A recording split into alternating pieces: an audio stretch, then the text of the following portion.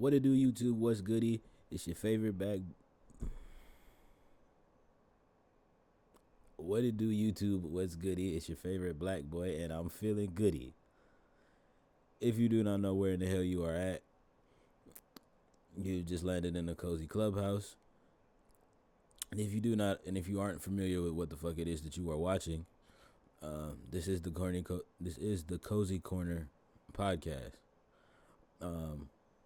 Better yet known as the best music podcast in the WL community. Yeah, no ifs, ands, or buts about it.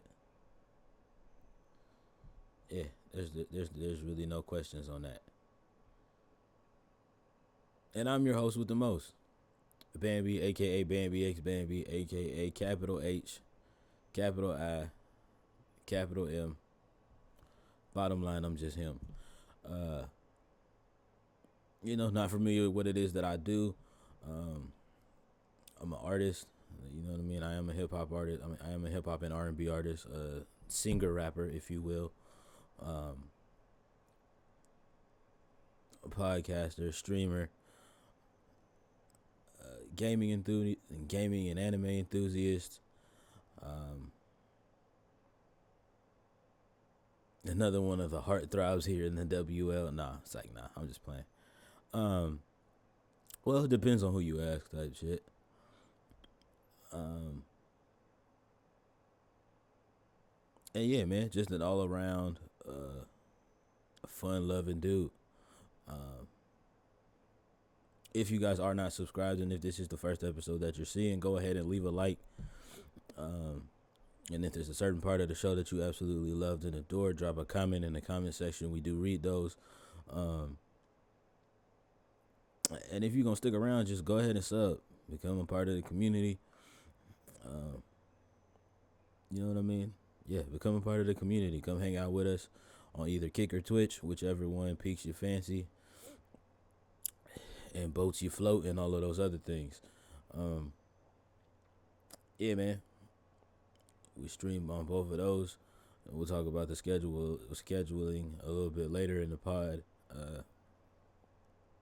And things of that nature. So, yeah, man. Getting into it, man. I had a pretty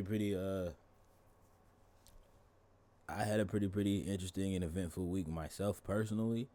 Had a lot of stuff going on behind the scenes.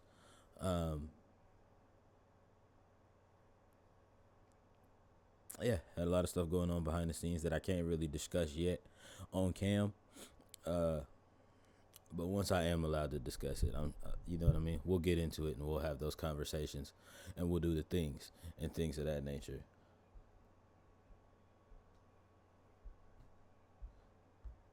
Yeah, Cherie.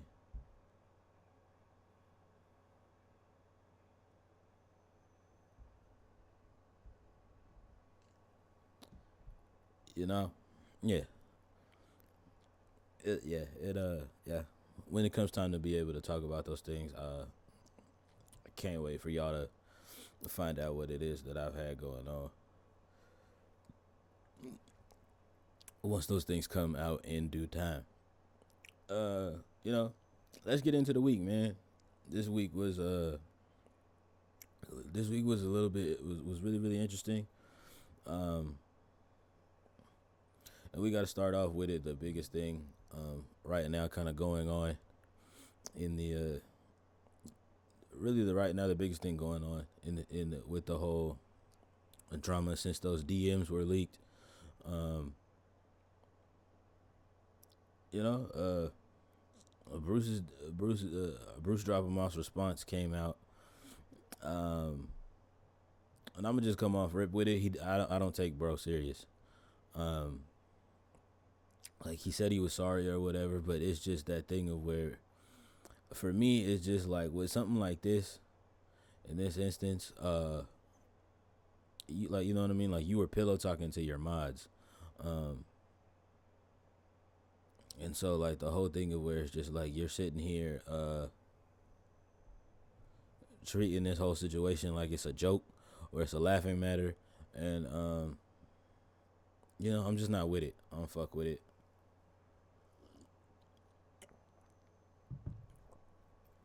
I don't think it's cool. Um, I actually do think it's mad corny, but also it's one of those other things of where, me personally, like this is no shot at bro, cause like you know what I mean. Like, um, I don't know him personally, and he doesn't know me personally from a can of paint. So, uh, this is just all based off of what I see, and from what I see of how he moves on the internet, he's always moved like a corny dude to me. Um, in that regard. Um, and the part that makes it even cornier is that in his response, uh, he tried to bring God into it, and that's just like super corny because like you can't do what the fuck it is that you did and then try to be like, oh, well, the only person I really have to answer to is God. So you know what I mean, like, you know. But then, like at the end of all of that, and then right after that, like towards the end of it, then want to be like, "Oh fuck the industry, I don't need none of these niggas. None of these niggas don't make me," type shit, um, and a whole bunch of other goofy shit that I really don't get. Yeah, and a whole bunch of other goofy shit that I really don't get. Why bro was on that time was on that timing. Um, I don't know. I just found it mad weird. I didn't really fuck with it for real, and yeah, it's whatever. It's really whatever. Bro did what he did, and like you know what I mean. Like he's the one that's gonna have to look at himself in the mirror, and he gonna have to face that shit. So you know what I mean. On that, like you know what I mean. Like you did what you did. You entrusted somebody that you really don't know like that with really really personal information, and that really really personal information got out. Um, and the people that were involved found out about it and came directly to you. Then your response is like, you know what I mean? Fuck everybody. I don't need nobody type shit. Uh, you know what I mean? I prefer to be on my own type shit. That's weird, bro. Um, that's just weird. That's really just weird. Keeping up with the internet shenanigans, though. Um, so, a lot of people's favorite streamer, he's not mine, but a couple of people I know's favorite streamer, Annoying went with a lot of the other content creators that were invited to that Drake show in Toronto. Um, uh, you know, was doing a lot of talking before that concert. Uh, like a lot of you internet niggas do, was doing a lot of that talking, um, running his mouth, if you running at the mouth, if you will, and yeah, running at the mouth, if you will, and then fucked around and got got caught up in a rather nefarious situation. Um, yeah, got caught up in a nefarious situation in Toronto, Canada, um, and wound up getting robbed. Um, and really, the only thing I have to say about that is that with somebody like Annoying, that this is exactly where all that internet flexing and shit gets you, Playboy. This is exactly where that shit gets you, and like you know what I mean. Like you're um, one of the more famous streamers known for running your mouth, um, which is cool and all. And that shit doesn't bother me none. Um, and it shouldn't really bother anybody else in the content creating space and community because like we just know how you get down. Um, and this is just one of those instances of where we found out. Um, I already knew, but like you know what I mean. This is just one of those instances where the entire internet found out that you wrote a check that your ass can't cash. Um, you know what I mean. Your mouth wrote a check that your ass couldn't cash, and you know what I mean. And you fucked around and found out. You was, you know what I mean. Like you were on stream and talking with one of your partners, talking about, like, you know what I mean. I don't even think Toronto niggas are really like that. I don't even think his niggas really like that in Toronto, type shit and things of that nature. And you found the fuck out. the hard way. Um, and on top of that, like, you know what I mean?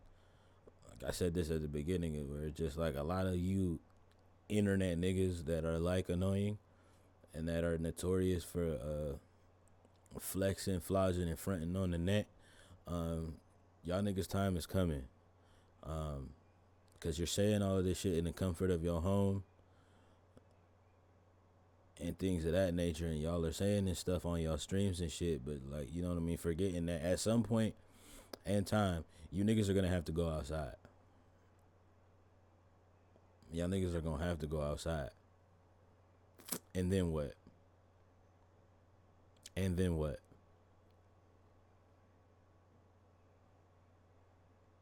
You know? And then what? You just gonna act like that shit didn't happen, or act like you didn't say the shit that you was saying, act like you wasn't talking how you was talking, or what you gonna do? Because at some point you niggas are gonna have to come outside. And that's why it's that one thing for me of where it's just like, and I hear a lot of the chatters surrounding me, uh, especially in this content space. Especially in this content space, a lot of people are just like,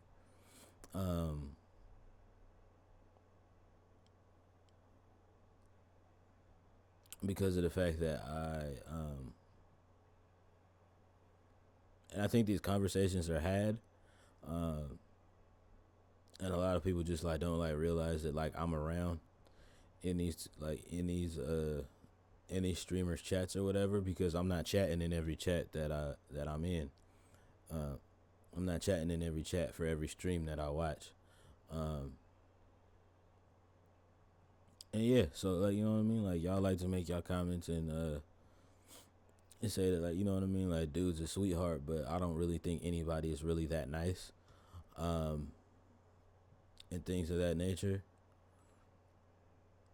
And just, like, in response to that, it's that thing of where it's just like, hey, bro, you don't know me for real. So you don't know what I'm really like, type shit.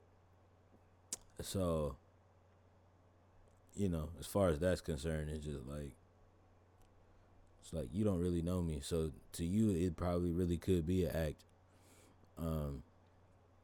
or whatever, which is all fine and stuff like that. But, you know, I could really care less what y'all boys really like think as far as that end. Cause I already spoke on that enough last week about, like, you know what I mean, like, the nice guy thing for me isn't an act. It never has been an act. It never will be an act. Cause it's that thing for me where it's just like, if I actually give a fuck about somebody, I actually give a fuck about somebody. Go figure. It's that thing of where it's just like, yeah, I'm a Virgo, but you know what I mean, like, that stigma of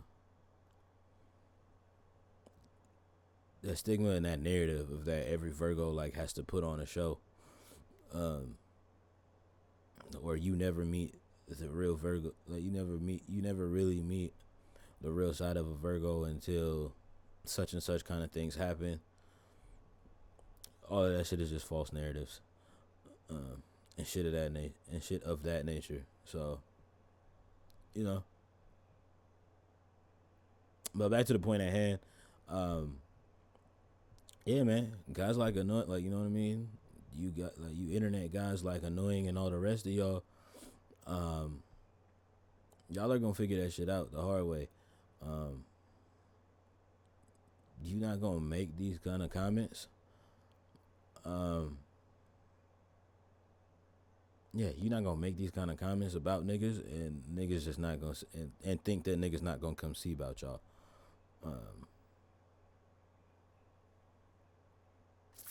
Just personally speaking,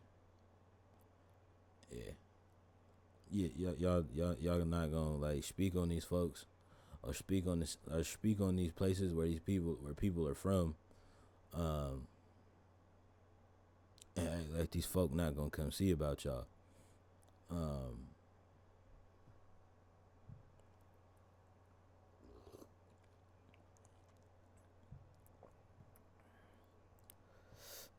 But that's really that on that.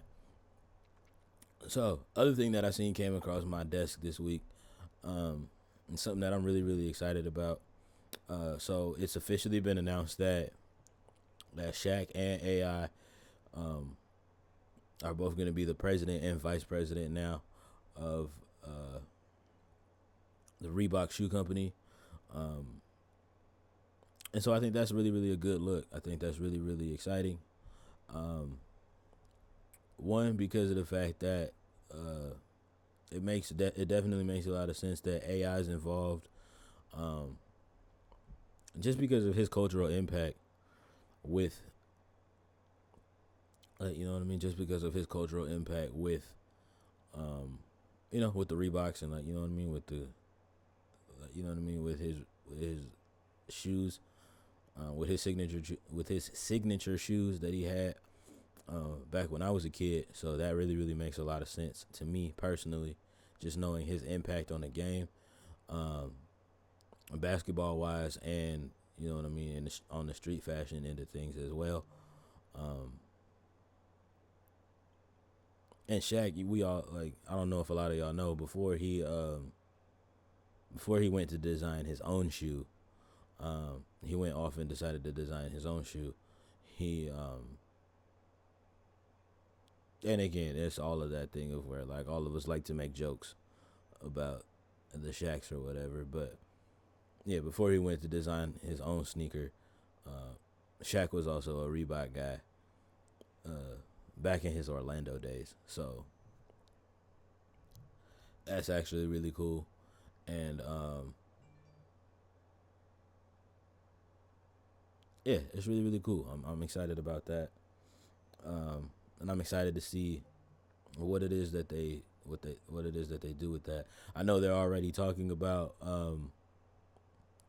having Angel Reese um, out of LSU be one of their sneaker athletes going forward. Vis-a-vis, like, you know what I mean, her NIL deals and things of that nature. So I think that that'd be a really good look. I think that that'd be really really fire. Um, yeah, I think that it would be really really fire. Not just for her, um, but culturally as well. Um, you know what I mean? Not just for her, but like also for the culture, and also what that would do for her once she gets to the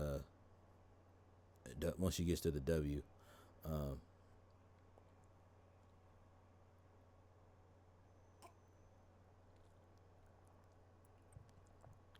yeah, once she makes her way to the WNBA, what that will do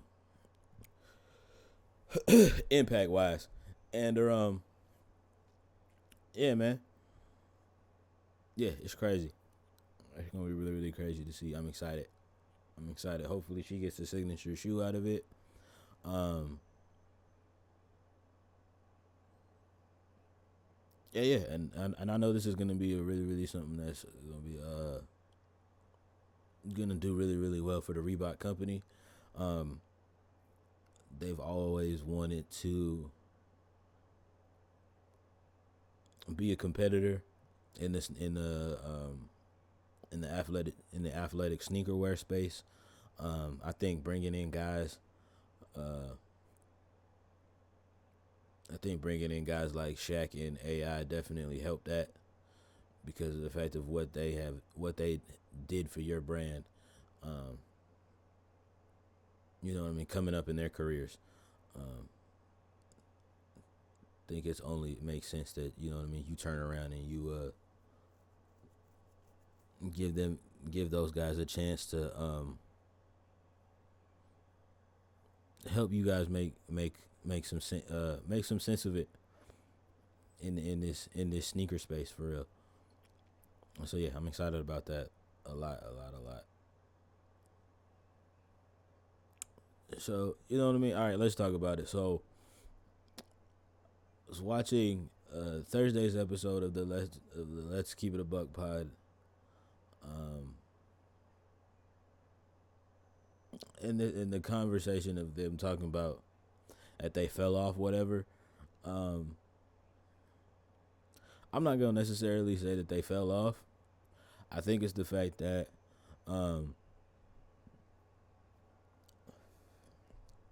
and they all, excuse me, by the way, and they all spoke to it. Um, they all spoke to it very, very well on the episode that I watched. So again, once again, shout out to the Let's Keep It a Buck podcast and those boys over there. Um, one thing that I really, really found out about a lot of y'all, the viewers, y'all, about a lot of y'all, the viewers watching that, is that the one thing that I already knew, because of the fact that, well, A, y'all don't know this dude for real, and two, um, yeah, two, y'all don't really understand how this man is coming. Um, but yeah, I found out a lot of y'all really don't fuck with Omar like that. Um, it's just kind of weird, and I know that's gonna be like really, really like gonna be like really, really like crazy. Um, me quote unquote caping for this man or defending this man when just last pod I was like, nigga, you don't really rap like that. And so for you to like make a comment like that about who rap is for, like, you know what I mean, like that's not really your place type shit. And I still stand on that. It's not really your place type shit because you just listen to rap music. You don't make it. Um, so you don't know who this culture is for. Like, you know what I mean? You know what I mean? Like, you know what I mean? Like, you don't get to make that call of if this culture is just for black people or not. Um, and I still stand on business as far as that's concerned. Um, you know what I mean? We're the number one genre, like, you know what I mean? We're the number one genre in the world for a fucking reason. Because we exclude no one. Now, a lot of the old heads in the culture will say, well, that's the fucking problem. We ain't excluded nobody. And that's why we're in the place that we're in, hip hop wise. Um, no, that's not why. I think we personally just have accepted mediocrity. But back to the let's get back to the let's keep it a buck, boys. Um, I don't think they're falling off. Um, yeah, I don't think it's possible for them to be falling off. I just think their growth has, you know what I mean. I just think that their growth has hit a place in a space of where it has kind of plateaued a little bit, and that shit happens in content creation. Like, you know what I mean. That, like, with them being content creators, they know that. You know what I mean? Like, that shit doesn't just happen. Like, you know what I mean? Everything doesn't happen. Um, and this is for a lot of my younger aspiring content creators out there as well. Everything doesn't happen at a Kai Cenat rate or level. Let me just say that shit right now. Um, like, you know what I mean? Astronomical growth to a degree like that does not happen at his, you know what I mean, at a level of someone like that. You know what I mean? At a level for everybody. Um, Kai Cenat is just one of those guys where, like, he just has a personality. He just has the personality and the talent, because it is a talent. And he just has the personality and a gift, and the gifts to match that shit, and the work ethic. Like, you know what I mean? So all of that encompassing is, like, you know what I mean, it's what helped him reach the levels that he's reached in the rates that he's reached those levels, at the rate rather in which he's reached those levels. Now, as far as the Let's Keep It a Buck boys are concerned, yes, a lot of you guys have been known personally, just on my personal experience and doing my own personal homework. Yes, a lot of you guys have been known, more so for I think with the exception of like Omizi, because of the fact that all of us just knew him as At least all of the people in my circles just all knew him as Lowe's little brother, um, and that's how he was introduced to me and things of that nature. So um, that's just that on that as far as that's concerned with him. Um, but as far as Sage Souls and Sage Soul and Damo are concerned, we all are familiar with the fact that we know them as basketball guys, like, you know what I mean, as guys who um, have openly considered themselves as members of the basketball, you know what I mean, have considered themselves as members of the YouTube basketball community, uh, which is fine. There's nothing wrong with that. Um, but in that, in like, you know what I mean. But in regards to that, um, that's where I think lines get blurred and fucked up for them, as far as the Let's Keep It a Buck pod is concerned, is because of the fact that um, a lot of you hoop heads and you basketball bots have kind of like gone over there thinking that that was just another place of where they were gonna just talk about more basketball shit, and I really don't. And personally, for me, I don't think that that's the identity of their pod, at all. I think it's really what it is. I mean, I'm gonna just call it, like, you know what I mean. It is being what it is. Um, is it's, you know what I mean. It's for content creators that are homies, bros, and buddies. Uh, that linked up, and it just, like, you know what I mean. It's like they're basically just like having um, today's version of like barbershop talk. You know what I mean? It's the internet version of it, because literally everything that they talk about, the topics that they discuss, and things of that nature. Um,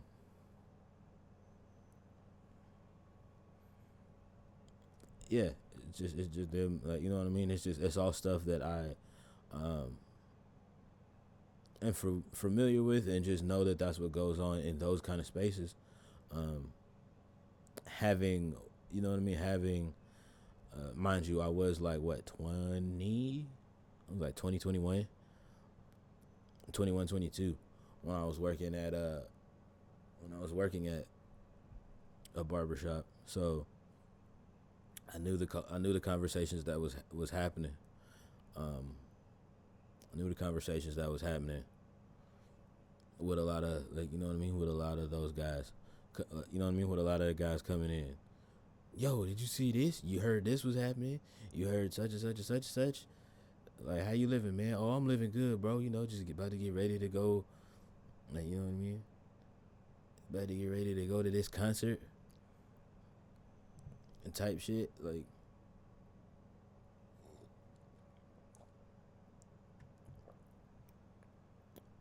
for any of, like, you know what I mean, for any of you ladies out there wondering like what kind of conversations go on in the barbershop, that's pretty much it. It's music shit, sports shit, pop culture shit, um,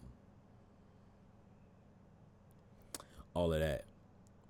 And if something like super duper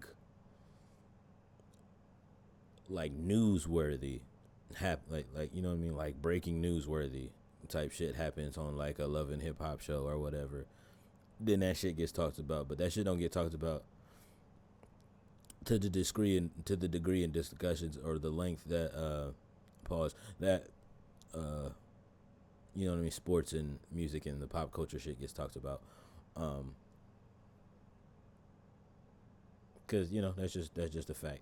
That's just a fact on a fact. I've seen it happen. So I know what's up. So that's the interpretation and the kind of like the idea and the vibe and the energy that I get from Let's Keep It a Buck. And, you know, I don't think that that's an instant. I don't think that's a sense of them falling off. I just think that it's that thing of where a lot of their individual, you know what I mean, a lot of their individual, like, you know what I mean, a lot of the individual guys coming from Souls, like, you know what I mean, Souls, Sage, and Damo's communities. Um, I think they just had a misunderstanding, and a misinterpretation. Excuse me. Yeah, I think they just had a misunderstanding and a misinterpretation of what "Let's Keep It a Buck" was going to be.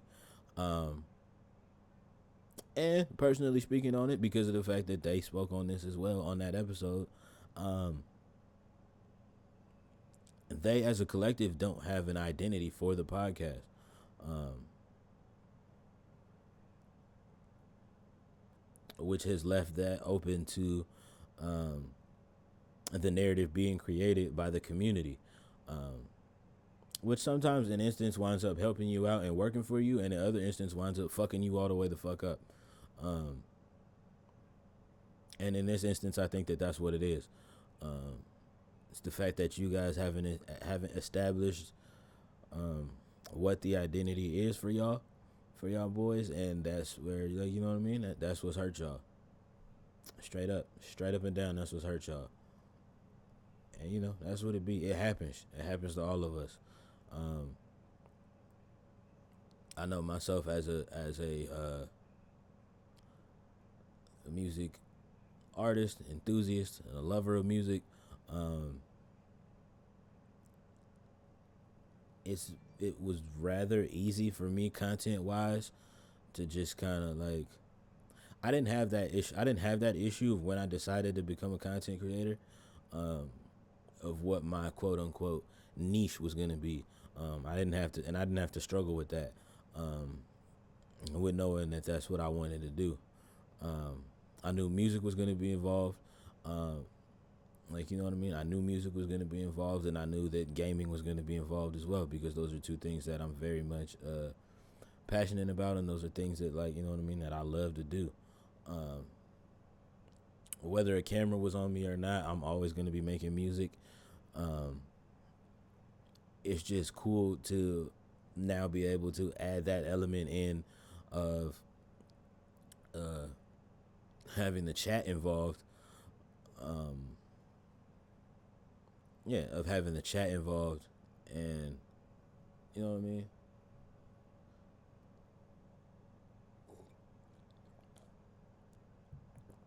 And being able to connect with, being able to connect and have different conversations um, with my internet friends that I've made. Um, that I've made coming along in this space. Um, yeah, man, and that's what it is. That's what it is, and that's what it will be. Um, like, you know what I mean. So yeah, it was that thing of where, like, I didn't have that issue. And that's not me shitting on the. That's not me shitting on the.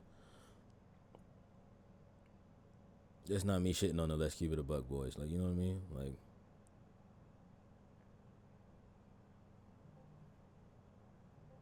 you know, that's not me. That's not me shitting on them boys. Because, you know, that's not me shitting on them boys at all whatsoever. But it's just that thing of where it's just like, for sure. Like, you know what I mean? Like, y'all's identity, like, you know what I mean? Like, y'all, yeah, I just think the community had a really, really big, I think, especially for the newer, especially for probably the newer viewers, there was definitely, I'm gonna say, there was definitely a miscommunication and misunderstanding there on that end. Um, yeah, so they probably came in thinking that there was gonna be another place of where there was gonna be a lot of basketball discussion. Um,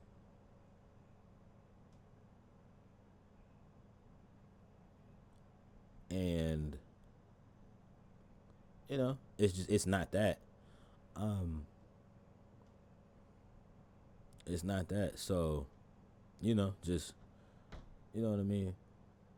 In response to the "Let's Keep It a Buck" boys, I mean, like, you know what I mean. Y'all are doing y'all thing. So it's that thing for me of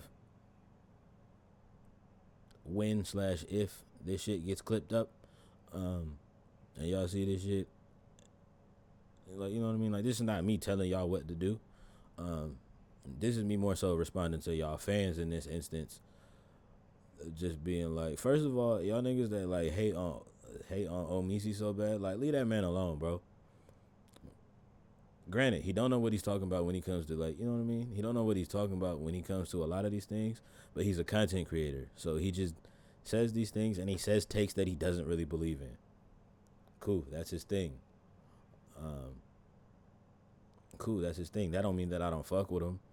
Um, and I'm definitely not in that camp of, oh, Omar gotta go, Damo gotta go. Like, nah, I'm not in that camp. Like, y'all niggas is just hating because it's the popular thing to do at this point. Y'all niggas is just like, you know what I mean? Y'all niggas is meat riding a little bit. Um, and you know, it's kind of weird. Kind of weird that man dick is in y'all. You know what I mean? Kind of weird that them boys' dick is in your mouth like that. But that's neither here nor there. Um,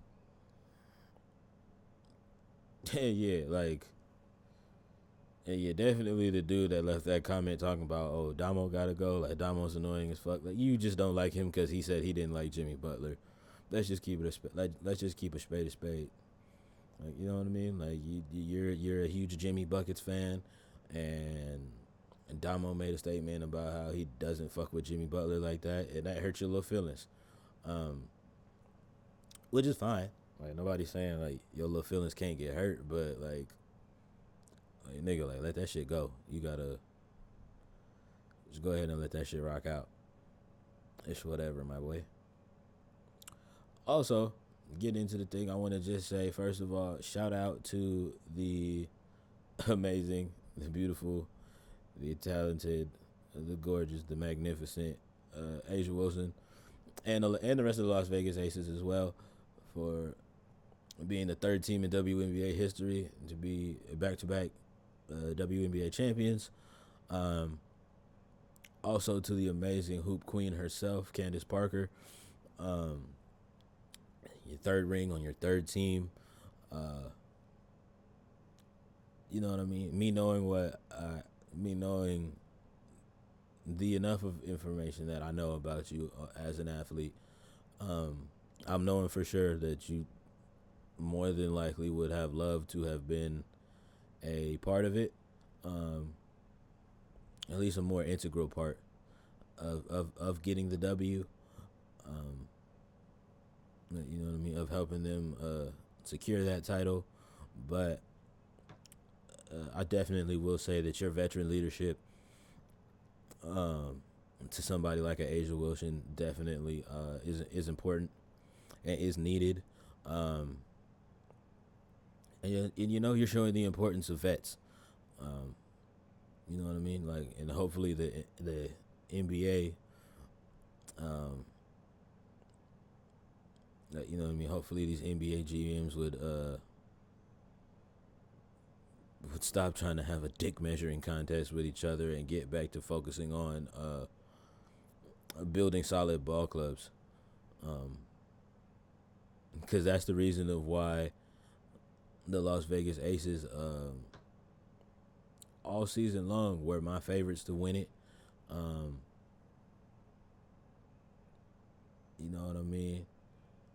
I was excited with this. I was excited with this series. Um, I was excited with this series, especially against the New York Liberty, because of the fact that they have people like Breanna Stewart, Jonquel Jones, Sabrina Ionescu, um, and that whole crew, right? Like, you know what I mean? Like, that's a well put together ball club. The Las Vegas Aces are a well put together ball club from top to bottom. Like, you know what I mean? Like, um, there's no argument with that, and you're not gonna get one out of me when it comes to that. Like, you know what I mean? Like, you're not gonna change my mind as far as any of that is concerned, because that's just what it is, and that's just, like, you know what I mean? That's what it is, and that's how that shit goes. Um, you know what I mean? This is a talented crew. It's a talented club, um, and they deserve nothing but, like, you know what I mean? And they deserved it. They all worked their asses off to get to this point. Um, Yeah, they worked their asses off to get to this point, and they worked their asses off to make it happen to be able to win that chip. Um, and so they won that chip. So keep fucking with them if you want to, but they won that chip, and they won it. You know what I mean? And they won it the right way. They went about it the right way.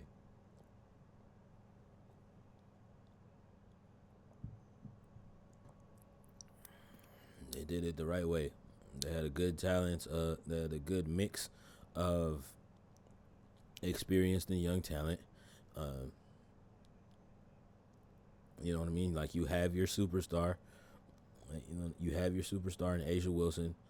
Um, I would also include Chelsea Gray and Kelsey Plum as the other two stars on that team.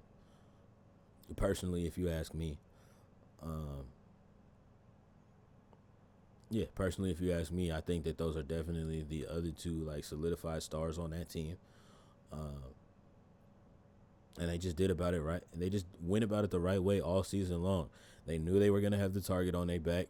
They knew motherfuckers was like, you know what I mean. They knew teams were gonna be gunning for their neck every single night, um, and they came out and took care of business. Like it should not be a surprise to anybody. And if it is a surprise that they are back-to-back WNBA champions, you don't watch WNBA basketball, which is fine. Which just personally for me means you don't love basketball like that. Again, which is fine. Because it's that thing of where it's just like it's a lot of niggas that like they outwardly say it and they make it like very, very specific. They be like, oh, like, I'm a really, really huge fan of NBA basketball. Same thing on the football side of things, where like it's a lot of people that be like, oh, like I'm a really, really huge fan of NFL football. It's like cool. So I won't talk to you about college sports in any regard because of the fact that personally for me, I'm a really, really big college football guy. I'm a really, really big college hoops dude. Also, college baseball is really, really interesting to me. So like, you know what I mean? But it's like, you know what I mean? Like I can't sit there and have those discussions with you if like, you know what I mean? Like if that's like, you know what I mean? If that's not your vibe and that's not your stilo, which is personally fine. But like, you know what I mean? I just know how to therefore craft conversations with you going forward. If you want to sit there and like only talk to me about um, NBA hoops and shit, then cool, we could do that. You want to only talk about like what's going on in specifically just the NFL? Cool, we could do that shit. We can have those convos. That shit don't bother me none. It doesn't bother me none, and it don't like you know what I mean. I don't feel no type of way about it. Um, yeah, I don't feel no type of way about it. I don't feel no type of way about it at all. But again, personally for me, like you can't sit here and say that you love the game that I have loved literally since I was a jit and sit here and say like you know what I mean, but then sit here and say you don't watch the WNBA because it's quote unquote boring. Yeah, okay. I'm gonna just say this shit right. And I've said this shit before on this pod, but I'll say it again because it's really, really funny to me because a lot of these girls, um, a lot of these women, respectfully, let me say this shit right. Because a lot of these women, personal opinion, play a lot, are like way better. Just if you want to talk about like all around like players, a lot of these women are better like all around players than some of y'all niggas' favorite players. Like you know what I mean? A lot of these WNBA women are better all around players than some of your favorite NBA guys.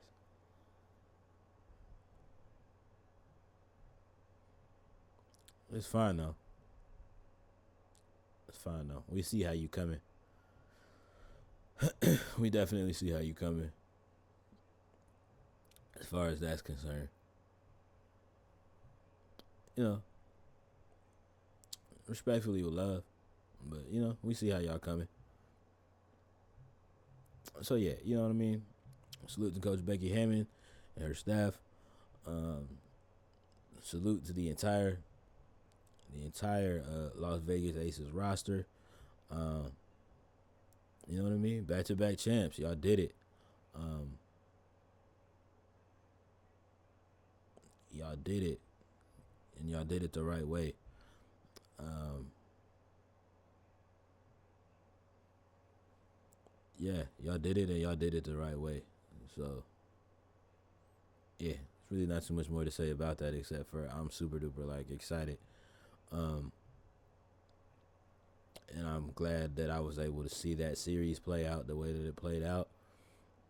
Um, Now I'm not gonna lie. Personally, for me, I thought that the New York Liberty were gonna be able to try to push it to 5 games.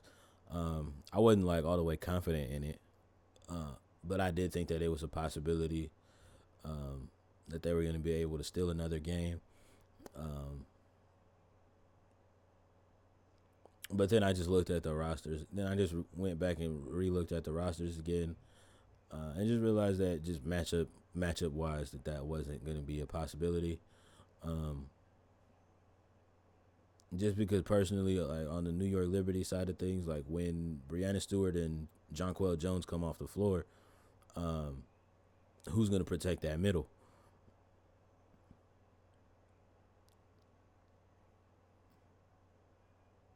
So it just made a lot of sense of why their minutes were staggered like that. Um, Especially in this series specifically, it made a lot more sense of why their minutes were staggered like that. Um, to kind of just ensure that they had some capable defenders in that paint at all times. Um, because of the fact that again you have not just Asia Wilson down there, you got Kia Stokes who is a problem in the paint. Um, you know what I mean? The point guard herself, Chelsea Gray, likes to get to the like you know what I mean. Likes to get to the rim. She can shoot that thing. She has a good mid range, but like you know what I mean. She likes to get downhill and attack the paint. Like you know what I mean. You know what I mean. Kelsey Plum. You know what I mean. Also another like you know what I mean. Really really like savvy attacker of the rim. So yeah, you kind of needed that. You needed that defensive. You needed a good. You needed some good defensive insurance in the middle at all times. Um, so yeah, it made sense. It made sense. It made sense now of why the rotation looked like that for the New York Liberty. Um, but you know, again, salute to the New York Liberty. Um, you know what I mean? Much love and respect to y'all. I know that this was a year that y'all probably thought it was gonna be like a Cinderella year for y'all type shit. Um, y'all just ran into a really, really good team.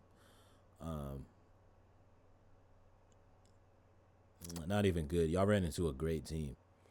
That's a very, very great squad. That's a great squad over there. Um, and they have the opportunity to do it for multiple years to come. Again, because they have the right blend of, you know what I mean, experienced and young talent. Uh, yeah, and also they don't take nights off, so yeah, that's just that on that. So this interesting thing that I seen and came across. So I was scrolling on my Instagram timeline, and I came across this. Um, you know, just sticking in the basketball realm of things. Um, Scrolling on my Instagram timeline, and there was this thing of where I don't know, I don't remember the name of this page, but shout out to you for making this little post of where it was NBA players having their hip hop or rap comparisons, um, and obviously being a hip hop guy myself, you know what I mean, being a hip hop guy myself and being a rap guy myself, obviously this piqued my interest. So I'm swiping through and looking at it. obviously, you know what I mean, like the big one, obviously, like you know what I mean, LeBron being compared to Drake, um, that one made sense to me, just because of the fact that both of them with their impact on the game, um, and the longevity of how long they've been running shit,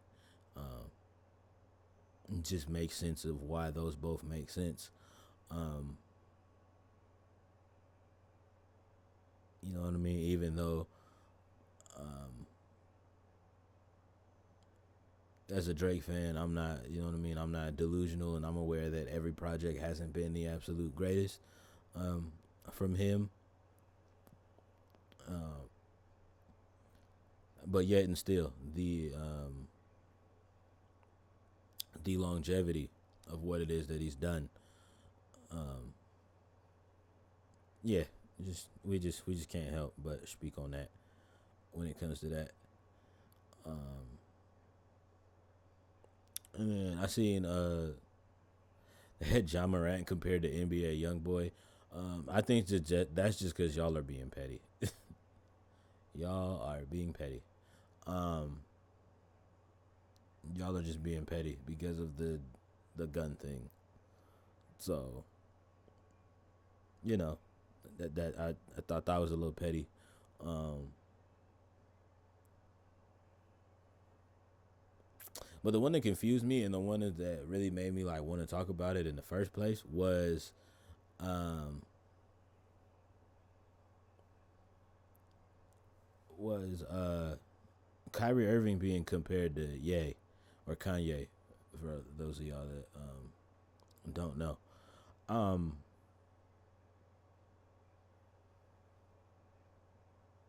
I was kind of confused and I didn't really get it at first. And then I sat there and I thought about it a little bit more. And I was like, oh, okay. I see what you did here. Um, and I think just giving that man Kyrie a comparison um, to probably you know what I mean, to probably honestly, it's not even arguably anymore, to one of the most controversial names in hip hop. Um,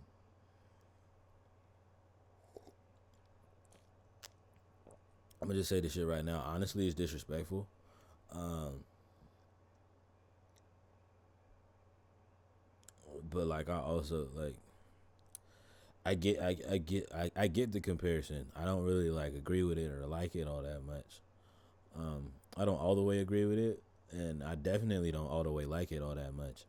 Um, but I get it because of the fact that Kyrie went through that thing during the pandemic of where um, he missed a good majority of that 2021 season. Excuse me. He missed a good majority of that 2021 season because of the fact that to he didn't want to get the COVID shot. Um, which again, personally for me, like that's like I'm not one of those ones where it's just like, oh, like bro should have just did it. Personally for me, I don't know.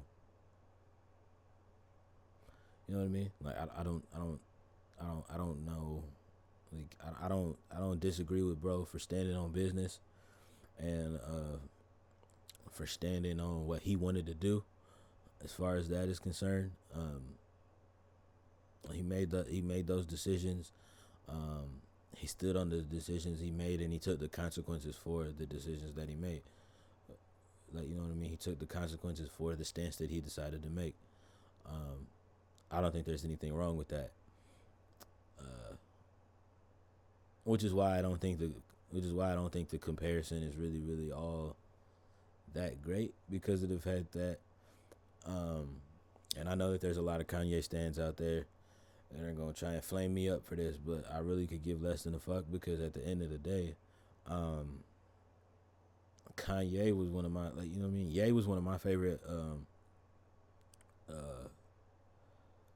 like, you know what I mean, producer rappers coming out when I was growing up. So, like, you know what I mean. Um, and it was that thing of where it's like a lot of the shit was like a whole bunch of controversy going on with this man, and I still was standing on business defending this man, talking about, I don't give a fuck what none of y'all are talking about. This man is a visionary. And there was a lot of things of where even my own mother was like, I mean, I guess, but I don't see the vision for real. I'm just like, man, fuck all that, bro. This man is a visionary. Like, you know what I mean? Like, this man literally changed the landscape of hip hop forever, and I still believe that.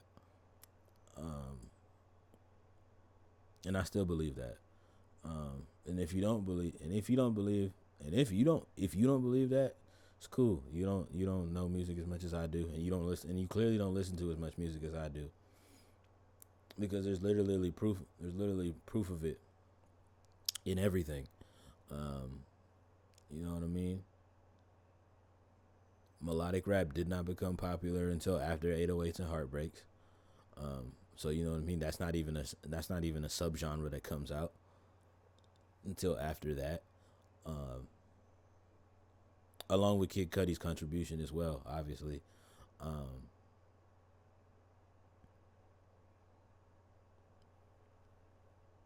Like, you know what I mean? And obviously with what, like, you know what I mean? With what comes off of that, and then the what I would like to call like the experimental rap genre doesn't really come out. It doesn't really, like, you know what I mean, doesn't really come into fruition and come into existence until after Yeezus. I said what I said and I stand on it. Yeah, and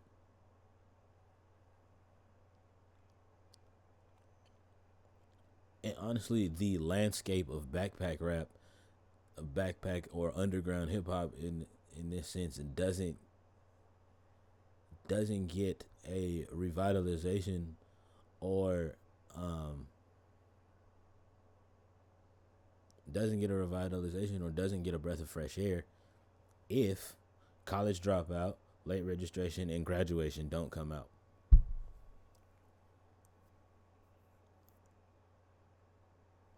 You know what I mean? So, like, in that sense, backpack rap doesn't get the ability to be able to see the potential of, like, you know what I mean, being stadium level rap music, if it's not for that. Like, you know what I mean? If it's not for those three projects, especially graduation. And because you got to think, in the 90s and stuff, like, it was all of the quote unquote gangster rap niggas that were running the game. There's nothing wrong with that. Yeah, it was nothing wrong with that. It's just, it's just the fact of the matter. If you know your history, like I know mine, these, you know what I mean. These rap niggas were, you know what I mean, like, you know what I mean. It's not even a possibility for me to be the kind of artist that I am if it isn't for Kanye and Childish Gambino and Kid Cudi, and others. Like, you know what I mean. It's not possible if Kanye doesn't like come out and just say fuck it, I'm gonna, like, fuck it, I'm just gonna do this type shit. Now, as far as him being like, as far as having like Kyrie be his comparison, Kyrie's controversy came from the fact that he was actually taking a stance on something. A lot of Kanye's controversy comes from him just doing shit for the sake of, like, just doing shit. It's never been because he's like really, really taking a stance on something. And then I know a whole lot of people like to be like a whole lot of people in the culture even as well is like, oh, but what about that time when he said George Bush doesn't care about black people? He didn't explain. Even though that was already like you didn't have to like it didn't take Kanye for me to figure that out that George Bush doesn't care about like you know what I mean. It didn't take Kanye for me to realize that. I'm a pretty smart dude. I kind of figured that shit out already in how the way bro was moving. I was like, oh yeah, this nigga don't give a fuck about black folk at all. Like, you know what I mean? It's like, oh yeah, this man don't fuck with us. It's fine though. I wasn't expecting to be invited to no George Bush cookouts in Texas or no shit like that. I yeah yeah, but it didn't take Ye saying that shit for me to like be surprised about it. I wasn't shocked. I wasn't shocked at all. Um yeah, I wasn't shocked at all. The other one I seen that was super interesting was that Tristan Thompson was compared to Future. Um I'm gonna just keep that shit like mad short and sweet. That was the only miss on that whole like you know what I mean on that whole post. Um like you know what I mean because Future is like you know what I mean the king of toxicity. Like you know what I mean the king of toxicity and has some of the most disrespectful like you know what I mean has some of the most disrespectful lyrics I've ever heard recorded on wax. Ain't nothing wrong with it though, because that, like you know what I mean. Like I'm not knocking bro for that because you know Future's one of my favorites. Uh, he's one of my favorites. I'll sit here and say that shit right now. Um, I know that probably wouldn't make sense for those of you guys that are watching this and that are actually fans of my music. Um, to be like, how could Future be one of your favorite rappers and you don't even? Yeah, you're right, but that doesn't mean you know.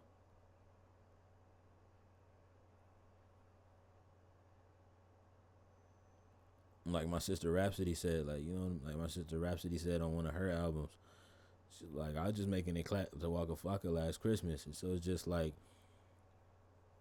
you know what I mean. We all know what she raps about. You know what I mean. We already know what she raps about, and um, the legacy and lineage, like you know what I mean, the legacy and lineage that she's continuing. Um, you know what I mean, and we already know the hip hop. You know what I mean. We already know the artistry in which she comes from. Uh, for those that are familiar, for those of you that aren't, Lauren Hill. Like you know what I mean. I'll just say that right now. You know what I mean. If Lauren Hill was more so of an MC and not a hybrid like she is, um, and that's not a knock on Lauren. That's just what I'm saying. Like to give you a good comparison, like if Lauren Hill was just strictly an MC, Rhapsody. That's you know what I mean. That's her. That's her like OG comparison.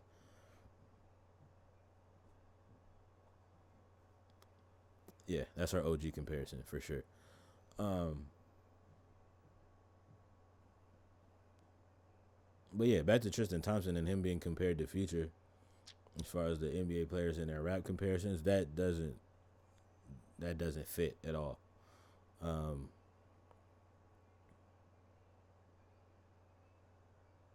like you know what I mean? Like Tristan Thompson has done one toxic thing in his entire career, um, and that was date a Kardashian. But other than that, like you know what I mean. Other than that, Tristan Thompson has not been somebody that y'all talk about like that. And the whole reason of why so many people that even were non-basketball watchers knew about Tristan Thompson was because of the fact that Chloe was dating him. So let's just keep it a whole 100 bands on that.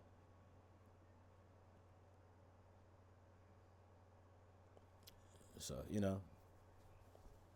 yeah, that's just my take on that whole little post, um, and my thoughts about it.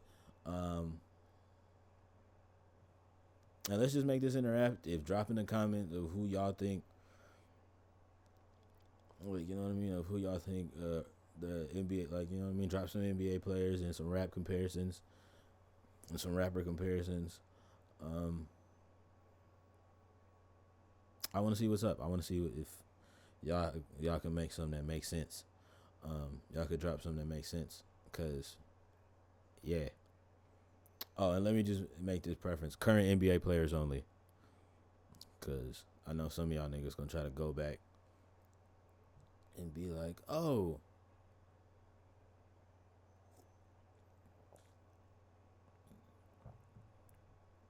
bro that used to play for the Bad Boy Pistons 2.0 in like 2004. Current NBA players only. So let's do that. Speaking on the fact of NBA players, the NBA regular season starts this coming week. Um, Wednesday is opening night, if I'm not mistaken.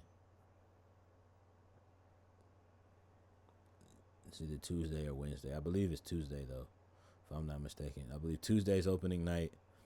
Uh, but yeah, you know what I mean. We're officially here. The NBA regular season is upon us, and yeah, it's about that time. It's about that time where it's going to be a lot of sports to watch, um, because of all the overlap. You know what I mean. The NFL season's still going. The college season hasn't, like, you know what I mean. The college football season hasn't been all the way wrapped up just yet. Um,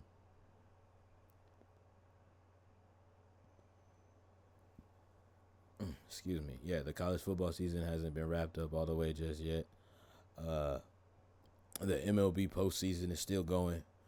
Um, and then we're in the early seasons of NBA basketball starting up this week. So yeah, I'm gonna just say this out right now. Um, I'm gonna name my 5 teams that I'm really, really interested in seeing this year. Um, I will be watching a lot of basketball, point blank. Period. That's like, you know what I mean. It's never changing. That includes college hoops. Um, in that regard, that includes college hoops, men and women. Um, but yeah, on the NBA side of things, am I'm always excited to see what my Pelicans are gonna look like. So you know what I mean, like that number one spot, it will forever be locked and loaded and remain on the Pelicans. I'm always excited to see what my Pels are gonna do. Um, and then with them, it's always the same thing with me every season. I'm always just praying for a healthy season for my dogs, because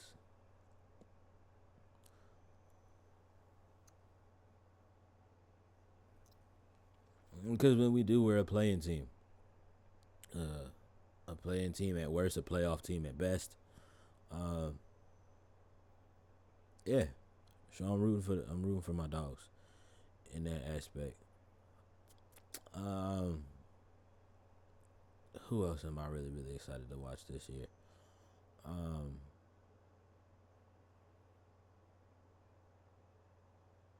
the Bucks. I'm excited to see what the Bucks are gonna look like with that new, like, you know what I mean. What that new look Bucks is gonna look like with Dame, Giannis, and Chris Middleton. Um, basically now being that 3-headed monster out there. Um, I think that's gonna be a really, really, really, really, really interesting dynamic there in that regard. Um, gonna be interesting to see them out there.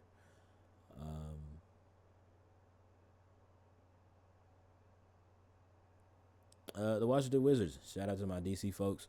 Um, yeah, I'm gonna be interested. I'm interested in watching what Jordan Poole and Kyle Kuzma are gonna do. Um, yeah, yeah, I'm interested to see what Jay Poole and Kyle Kuzma are gonna do um, out there in the nation's capital. Um, interested to see what you know what I mean. I'm interested to see what they're gonna look like. Um, because they, Wizards brought Kuzma back on that. You know what I mean? Wizards brought Kuzma back for a significant amount of paper. Um, yeah, and then of course they acquired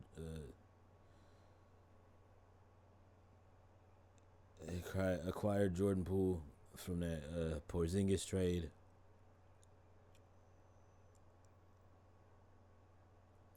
And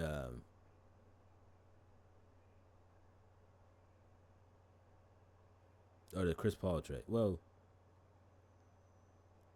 yeah, for the Porzingis trade.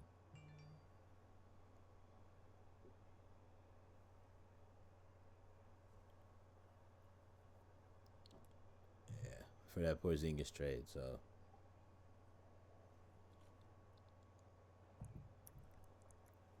yeah, it's gonna be. I'm excited to see what they're gonna look like as a young squad. Who else? Uh, Pels, Wizards. I said Pels, Bucks, Wizards.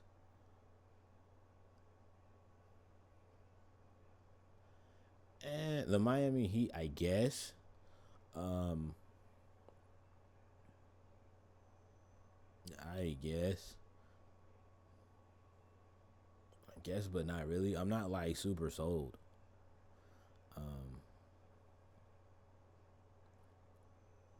I'm just not sold because y'all superstar doesn't take the regular season serious. Um, which kind of makes it hard for me to root for them. So I'm not gonna say Miami. I'm gonna say fourth team that I'm gonna look at, that I'm gonna be paying really really close attention to, will be that Houston Rockets team. Um, you know what I mean? You got my boy Freaky Fred, um, Fred Van Vliet. For those of y'all that don't know, you know what I mean. I got my boy, I got my boy Dylan Brooks, the Canadian Menace. And you know what I mean. And you still got that you still got that young group of guys. You still got that young group of guys. You still got Jalen Green. You got Jabari Parker, um, Sengun. You know what I mean? Yeah, you still got that young core, and it's going to be exciting that now they have a veteran in there. Ime Udoka's now coaching, so it's not. So you know what I mean. So now they're not just playing glorified AAU basketball. Um, and yeah, and then y'all traded away Kevin Porter Jr. I mean, I figured that was gonna happen. Um, just with everything surrounding him in that case and that whole situation. Um, yeah, I knew it was gonna come. I knew it was coming up, and I knew it was gonna. Yeah, I knew it was bound to happen. Um, just from all the statements I seen the front office making regarding the situation, um, I just kind of figured that they wasn't gonna deal with it. Um, yeah, I figured they weren't gonna want to deal with it. Um, So yeah, so it just makes sense. It just makes sense. And honestly, like on Kevin Porter Jr.'s end, you can't be surprised, my boy. This is a very, very situation that you are involved in. Um, yeah, and that's just that on that. Like this is a very, very serious situation that you're involved with. Um, so you can't be surprised that your employers, who just so happen to be the NBA, are taking this situation very fucking serious. So that's just that on that, as far as that's concerned. But I still will say that the Houston Rockets are the fourth team that I'm excited to really watch this year. Um, and fifth, I gotta say the defending champs, the Denver Nuggets. Um, you know, they did lose two key guys um, in this offseason. They did lose two key guys this offseason in Bruce Brown and Jeff Green. Um, so yeah, now it's gonna be up to see what Christian Braun's gonna do. Um, is he gonna be able to step up and fill in that area? Like you know what I mean, and make up those minutes that you know what I mean that they lose with Bruce Brown leaving. Um, and yeah, who's gonna be that backup for when Aaron Gordon comes off the floor on type shit. Um,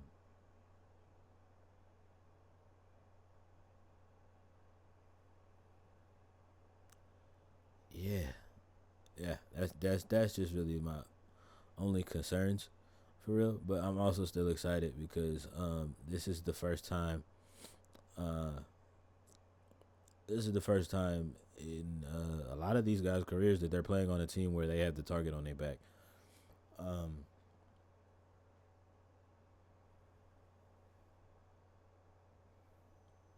yeah, yeah, this is gonna be the first time where they have the target on their back. I want to see how Jokic responds to it, being the leader of that ball club. Jamal Murray as well. Um, Michael Porter Jr. You know what I mean? All of those guys that were key proponents of them winning that championship. Aaron Gordon as well. Um, yeah, all of the guys that were key proponents of them winning the championship. I want to see how those guys respond. Um, yeah, I got to see it. I got to see what it looked like. Personally, for me personally, that's all I'm gonna say. That's all I'm gonna say as far as that's concerned. That's what I'm looking at when it comes to um, these guys and that. But yeah, that's my five teams I'm looking at this year. I'm really gonna be locked in and focusing on those. Um, I just want to see what kind of improvements, especially for like the Wizards and the Rockets. I just really want to see like what improvements they make.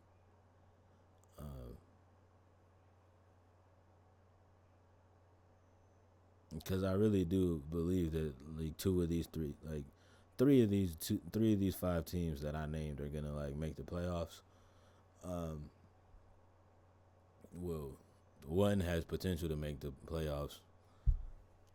Um, if health doesn't play a factor for the 375 millionth time.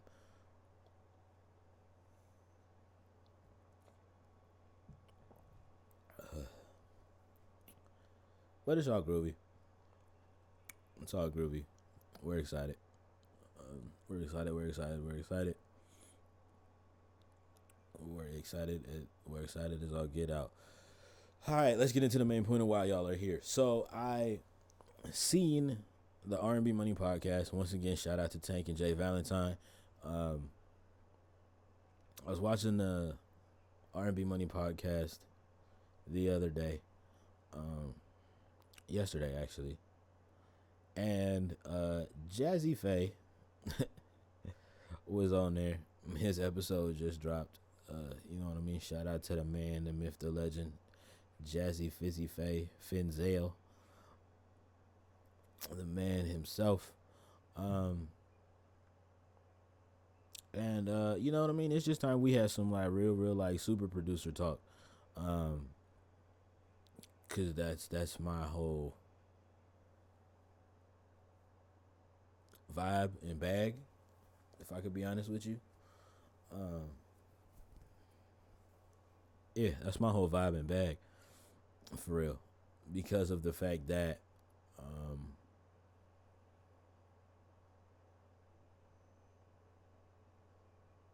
yeah, man. Uh, while yes, I do a lot of my yes, a lot of my production is done.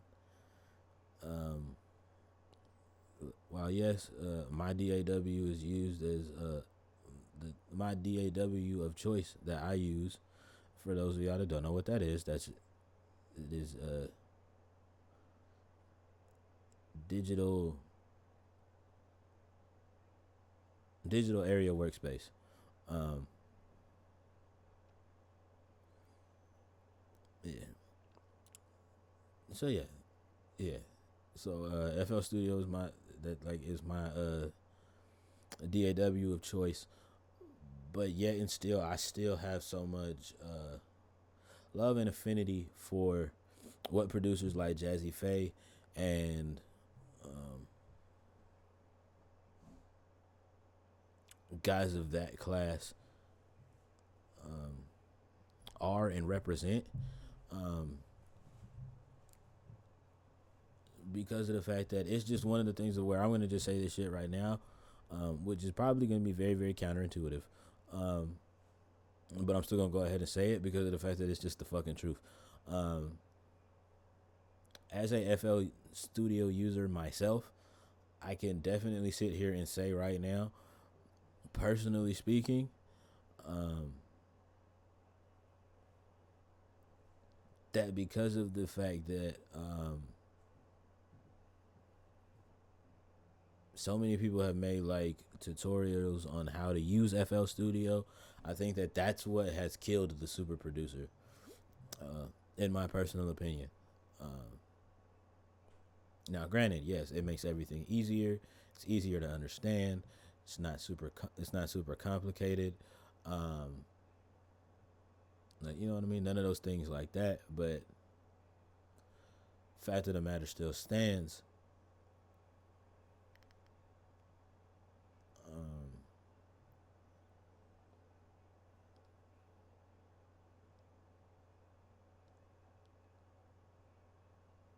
yeah, nah. Fact of the matter still stands that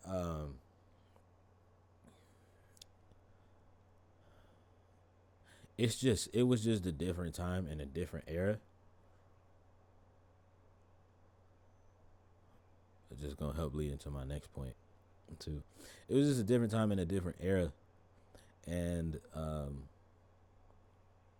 what a lot of y'all have to understand is a lot of these producers were recording straight into Pro Tools at this point in time, and somebody and a legend so much as Jazzy Faye. Jazzy Faye was around before Pro Tools was even a thing,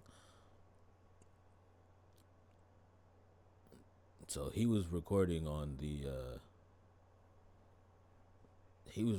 224 track like real to real joints. Um, it's still coming out with bangers that he came out with. Um, he discovered Sierra, one of my favorite female artists of all time. Uh,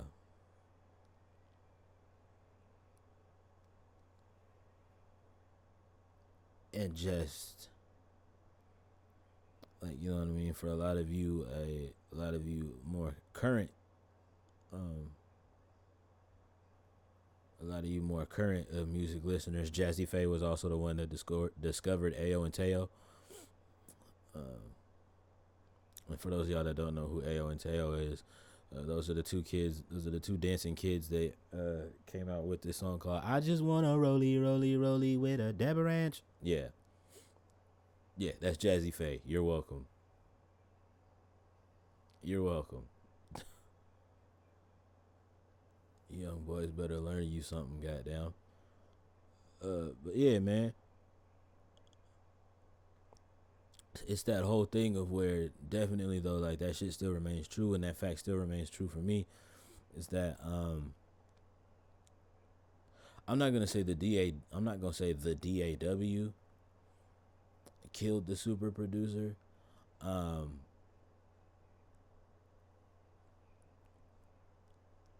but it's just that thing that even with the DAW, like you still gotta be, um,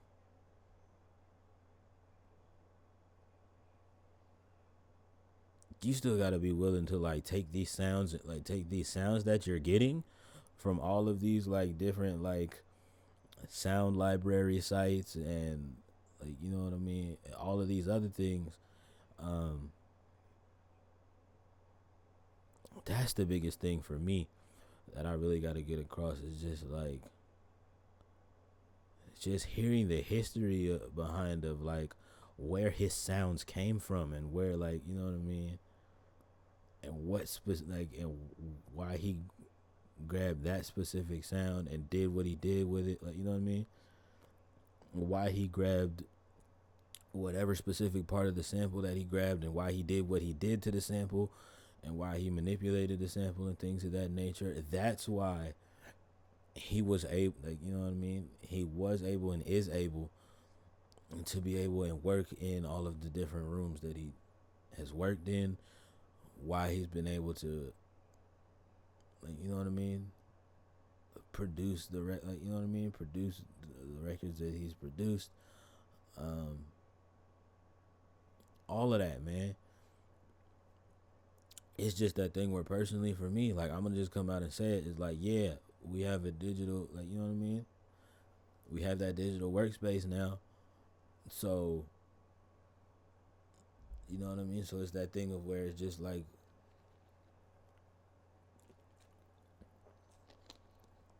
if that's not your style, you don't have to do the yeah, if that's not your style, you don't have to do the old yeah, you don't have to do you know what I mean, you don't have to do it like how they did it back in the day. Um like you know what I mean with the NPCs and the all of that analog shit. Um and let me not say shit because some of that analog sound um I really really do mess with a lot. Like that just the warmth of it and things of that nature. Like you just can't you just can't escape that. You just can't really escape that. But you know what I mean? It's just one of those things of where it's just like this man Jazzy Faye is a legend for a reason. He has shown y'all time and time again how to get this shit done the right way. Um, and another one of those people that I really, really do put in that super producer category, excuse me, excuse me, would be somebody like a Pharrell. You know what I mean? Pharrell Williams.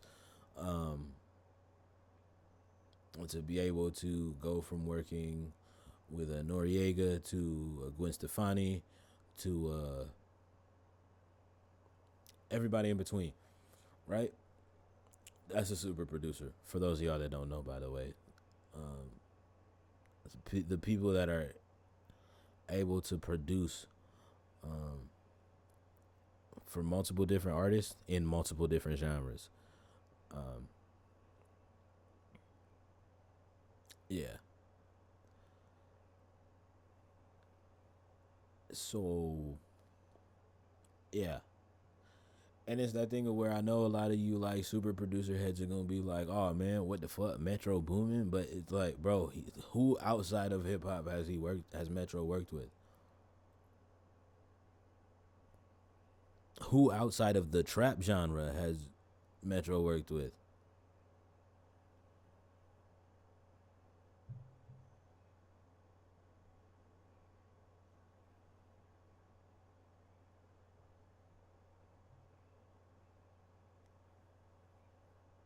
Who? What you gonna say? Usher? That was an R&B trap album or EP because it wasn't a whole album. It was an R&B trap project, so it was still trap music. And again, this is not me shitting on Metro. It's just it's a difference with these super producers and with somebody like a Metro Boomin.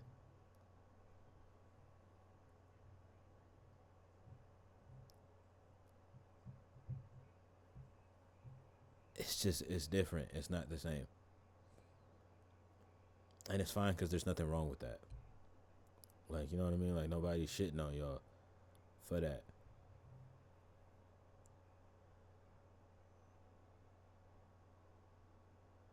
It's just not the same. I'll say that right now. It's not the same. Yeah, not shitting on y'all. It just and I'm not dunking on bro either. Like it just like, you know what I mean. It's just it's not the same. It's not the same conversation when you talk about uh, Swiss Beats. That's another. That's one of my favorite super producers of all time. Timberland, another one of my favorites. Like you know what I mean. Another one of my like you know what I mean. Production goats. Um, I already said Pharrell. That's another one of my producer goats as well. Uh, yeah. The only person I would like think like you know what I mean. The only person I can think that's like close to that in this modern, um, like, you know what I mean. Who's close to the super producer title from somebody like me, and the closer like you know what I mean. And the more current genre would be Kenny Beats, definitely. And the reason of why I can say that is because of the fact of like the people who he's had come through the cave. Um, you know what I mean? Come through the cave in the last like definitely from season 3, from season 2 to 3, from the tail end of season 2 to all of who he brought in for season 3 to like you know what I mean. Like he finally got Ski Mask on there, uh, for the season premiere in season 4. Um, which I'm not mad at it because you know it's like it for a lot of y'all would probably be like, oh, he should have been because of the fact that we know that he actually knows ski. But like, hey man,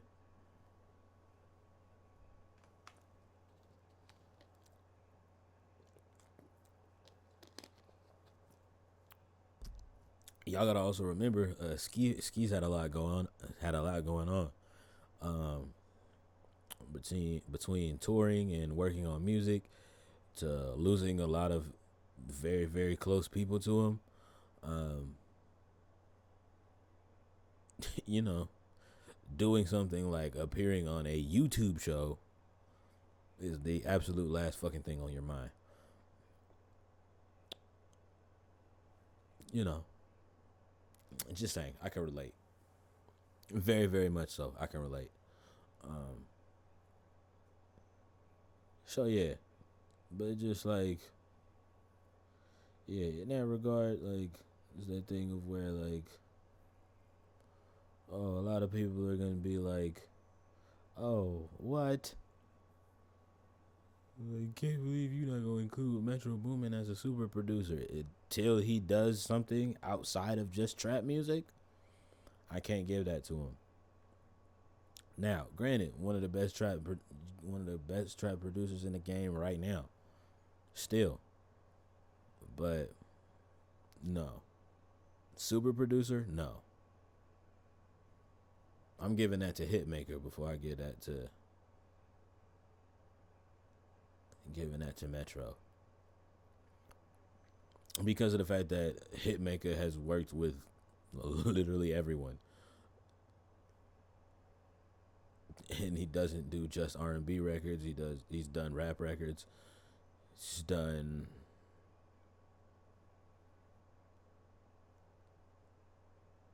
he's done a couple of pop joints because I've heard his I've heard his hit maker tag on a couple of pop albums. Um, but I know that Hitmaker's niche is definitely hip hop and R&B. Um, like I know that's his strong point. Um, and that's where a lot of his hits are at. So yeah, that's a super producer. If we want to get into like those regards of what a super producer is, um, as opposed to a beat maker and you know what I mean, as opposed to the difference between a beat maker and a producer and a certain genre of producer, like yeah, it's not the same. Uh, it's not the same. It's not the same when it comes to somebody like that. It's not the same when it comes to somebody like that because he's been doing this for a very, very long time. Like, you know what I mean? Guys like that have been doing it for a very, very long time. But yeah, man, shout out to Jazzy Faye. Um, yeah, man, one of the best to do it in this game. Still rocking, still going. Um, still introducing new talent to the world. Yeah, yeah,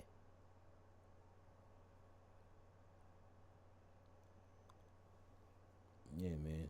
Such a rich history in this game. Um, and those kind of folks need to be celebrated, man. Cause some of y'all, cause some of y'all didn't even know that somebody like that existed. Which leads me into my next point. So in my friend group, I'm known for having this take. I'm talking about my IRL friend group. In my IRL friend group, I'm known for having this take, um, and getting heat for having this take, uh, because of the fact that, I mean, it's just true. Um, whether they want to admit it or not, like that shit is just true. Uh, we get it. You know what I mean, the nostalgic factor of the '90s and like you know what I mean, the aesthetic that the '90s gave. You know what I mean, not just look wise but musically. Um, was cool for its time. Um, but let's just keep it 100 stack. All of it hasn't aged very well. Whereas opposed to what I have always said and will argue down, the best time period in genres being the early 2000s in music, period. Not just in hip hop, in music, period. Um, yeah, the best time musically. Um,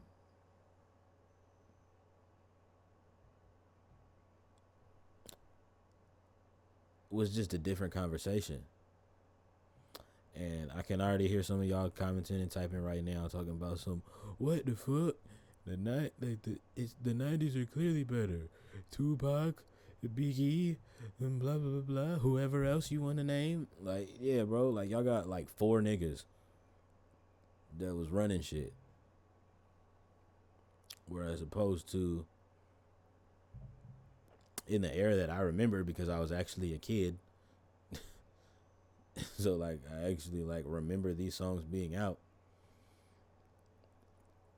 You had you had if we want to just talk about it like from genre to genre on the on the hip hop side of things, you had everybody from all three coasts on fire. West Coast was doing their things and the West Coast cats was killing it in the early 2000s, was running shit up. The East Coast was still on fire in the early 2000s, running shit up. Um, they was actually losing a little bit of steam during the tail end of the early 2000s. Around 08, 09, they started to lose a little bit of steam. Uh, but still, for the most part, they were running shit. Um, they was running shit. And then of course that's when the South really came out and really and that, like, you know what I mean. A lot of people can say that's coastal bias or whatever because of the fact that, you know what I mean, because of where I'm from and how I grew up type shit. Um, for those of y'all that don't know, I was born in the South, so you know, just another fun fact. Um, but yeah, it was that was in the early 2000s is where definitely dominance was asserted as far as the southern chapter of hip hop is concerned. Um, because of the fact of it's just that thing of where it's just I remember my whole childhood um, knowing about a lot of these niggas, but the whole world acting like we didn't fucking exist and like we were just a whole like another fucking planet.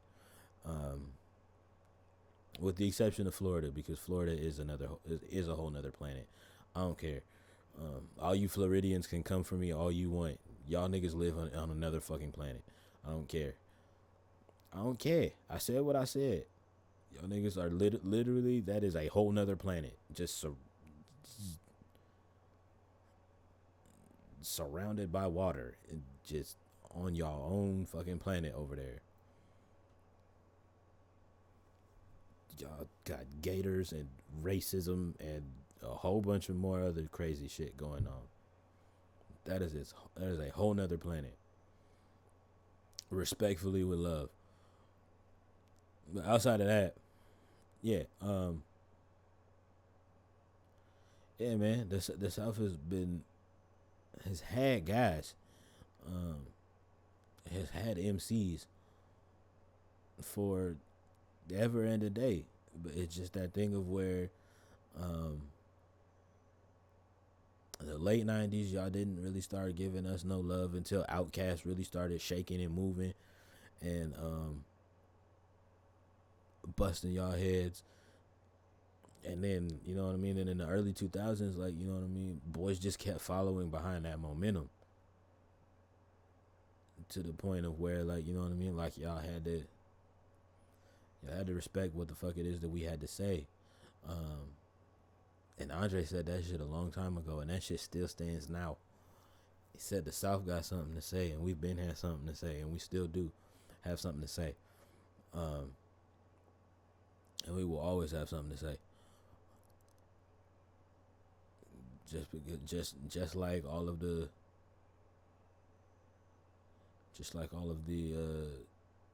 new school New York cats got something to say, and they trying to bring that old school New York feeling back.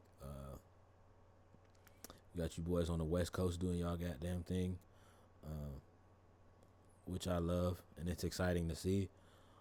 Um, but yeah, as far as the early 2000s, it was, yeah. So for me, it was Southern hip hop. If you want to talk about stuff that is outside of hip hop, the punk rock scene during the early 2000s, running shit. Um,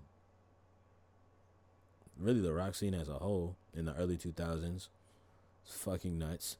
Um, the pop scene during that time, uh, really exploded. To be honest, because we got introduced to so many like different people. Um, and even the ones that were considered the titans during that time were just really just doing different stuff on their projects, whereas opposed to now in the pop world, like y'all niggas are just copying all of the shit that's popular in trap music. um, they're just copying shit that's popular in hip hop in general and just putting more instruments on, like, you know what I mean, just putting popular instruments on top of it, and then and just structuring it in the way that y'all structure that shit, and then calling it pop music, which is fine. Um, For me, it's fine. I don't care. But like, other people like are really really upset about that in the culture. But like I personally like don't care because it's just like pop stands for popular music, and we're the most like we the most popular, like, you know what I mean. We the most popular like style of music in the world right now. So why would you not get with the hottest on the block type shit? Um, but also specifically of why I'm even bringing this up is because the early 2000s was still at a point in time where um,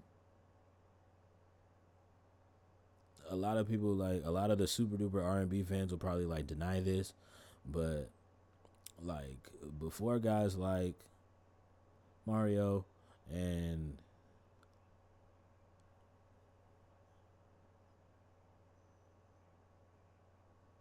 Mario, Chris Brown, all of the guys that are like legends now, Omarion, um,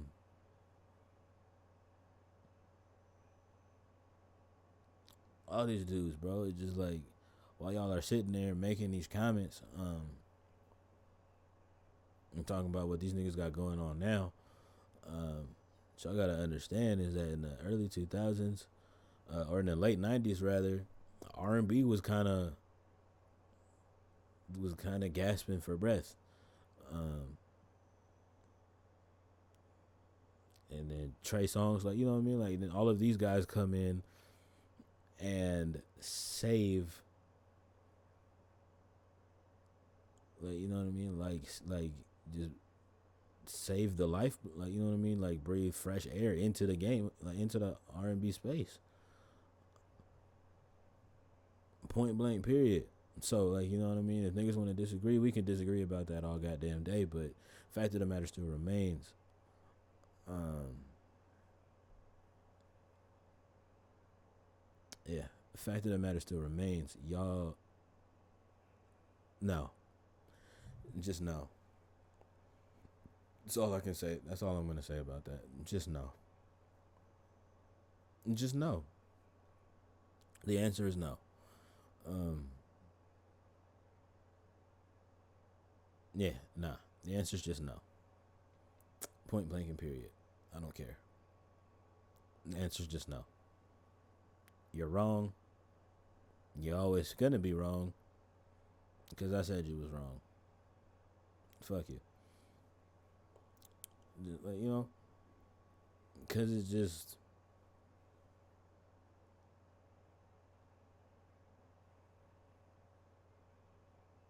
again, I was a kid and I was like I was still like a jit in the late 90s, but around the early 2000s is where I was like going to elementary school and shit like that. So like that's when I was able to really really like start comprehending shit, for real, and like really really understanding. And then of course now being an artist, like, you know what I mean, being an artist now and understanding, like, you know what I mean, and going back and doing my history on you know what I mean, one of my favorite genres of music, which is R&B. um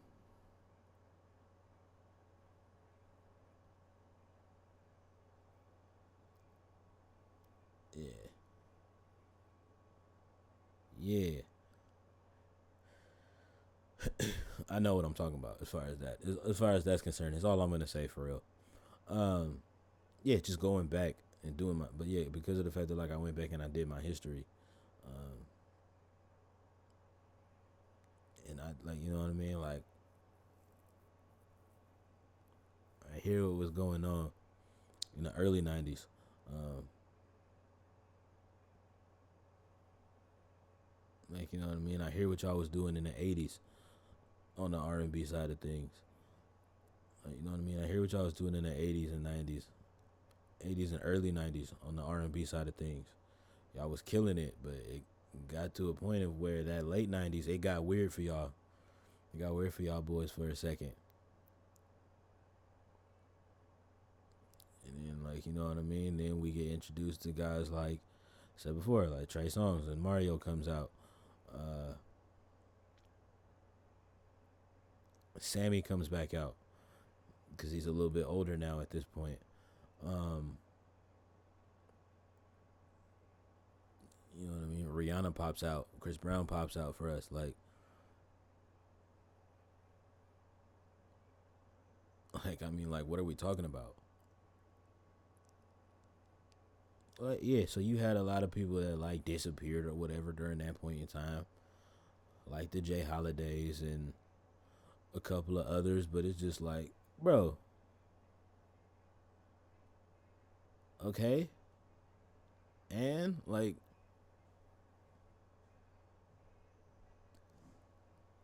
nah, man, early 2000s is just the best era of music musically, um,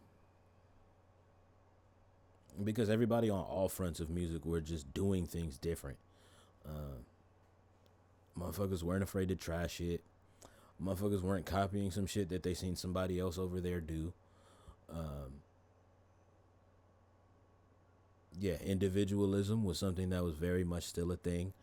Um, so yeah, the early 2000s is the best era of music. You can feel free to comment down below if you want to disagree. Um, but, you know, it's America. You have the right to be wrong.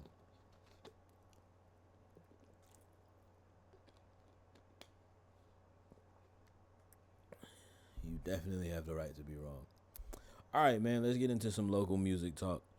Um, so anybody that knows me in the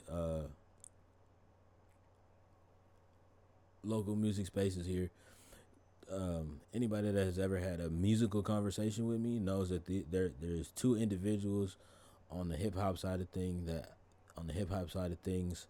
uh, whose names I bring up a lot, and who I have said personally and unapologetically are my goats. Um, and that is none other than Fashawn, and that is none other than the legend himself in Fashawn, and also, you know what I mean, a guy who's a legend in my, like, you know what I mean, a dude who's a whole legend in my mind and in my heart. In Casino Cam, who that's now his name that he goes by. Um, but at the time when he was out and was really, really rocking and moving, uh, you know what I mean, when he was really, really heavy rocking his dad hats and really, really making shit shake and move, um, he was going by Cam Cooks. Um,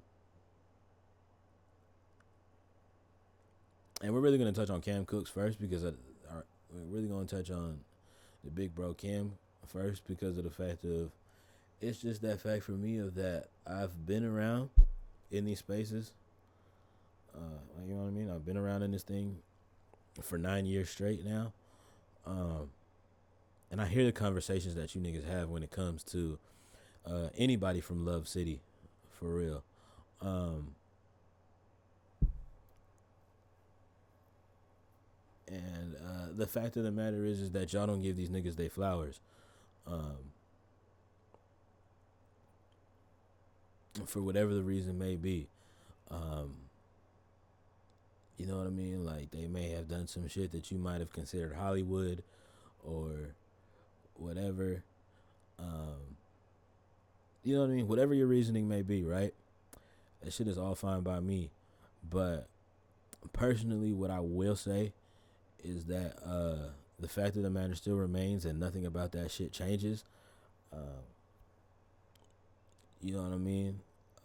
For me, um, Love City as a whole for sure, but definitely that man Casino Cam, aka Cam Cooks, um, inspired everything for me.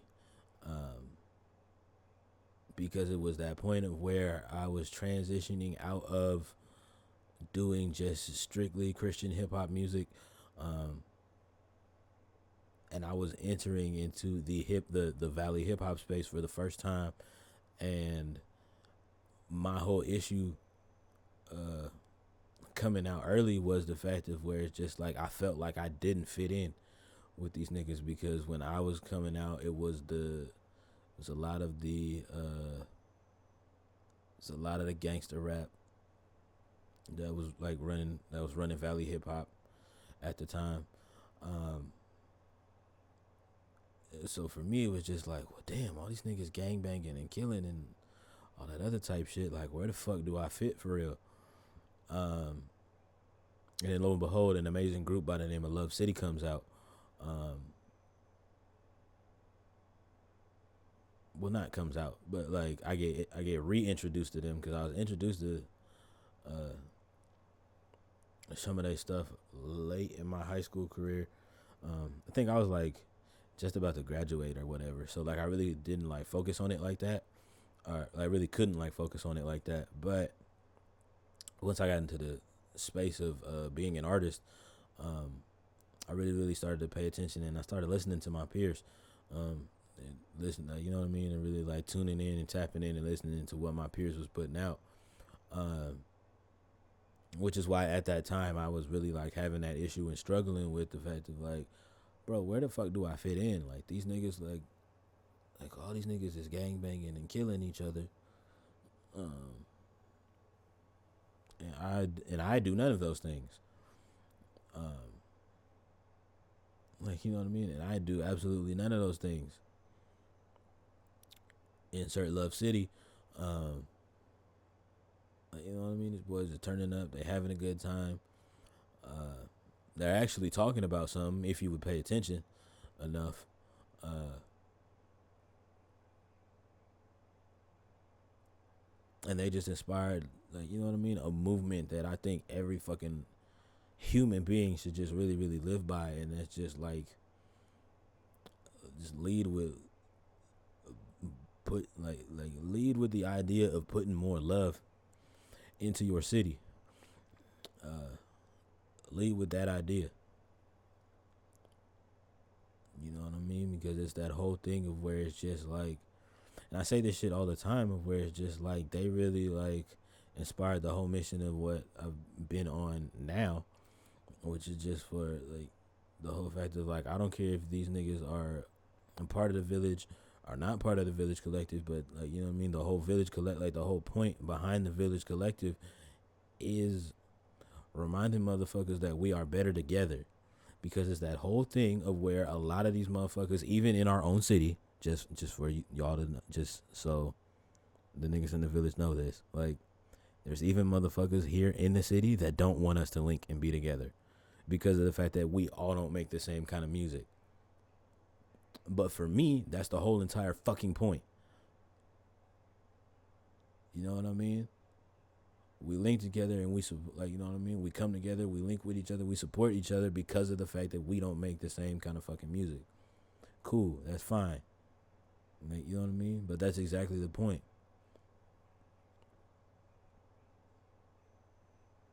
We all make different styles of music, which creates an overlap in what like, you know what I mean, which creates an overlap in like fan engagement and all of these other things. Like you don't want me to get on here and get into my businessman bag of why that shit makes sense. Because I could really go CEO mode right now and really school y'all niggas.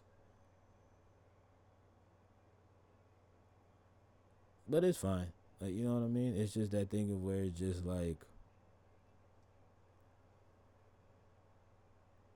you know, it's fine. Uh but yeah, man. Casino Cam, uh every single chance I get, man. You, Z Will, BK'd, um, rest in peace, be nice, bro. Like fuck, man. Like if it wasn't for y'all, man, I would not uh I would not even have a space. Like you know what I mean? I would not have been able to like find my place in you know what I mean, in this valley music scene because of the fact that it's that thing of where it's just like uh you know what I mean? Straight up and down for me, I'm not uh I'm not a gangster. I'm not a dope boy. So like, you know what I mean? Like, none of that stuff is in my music. Uh,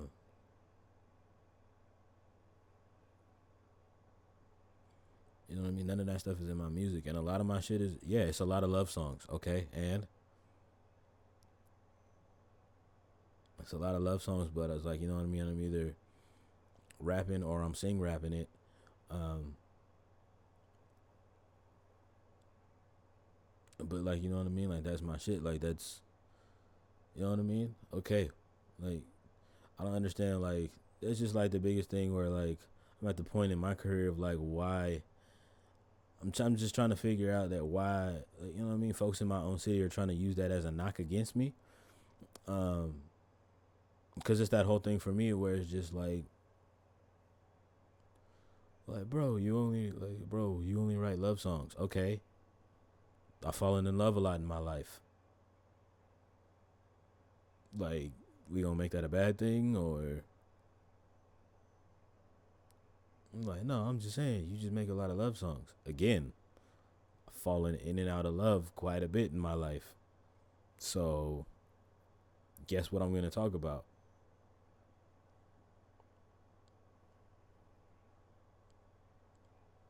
Drilling and killing? Nah, that doesn't make any sense.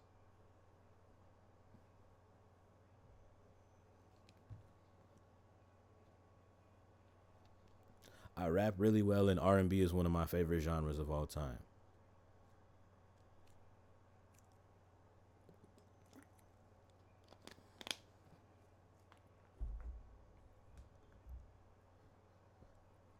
So what was I supposed to do?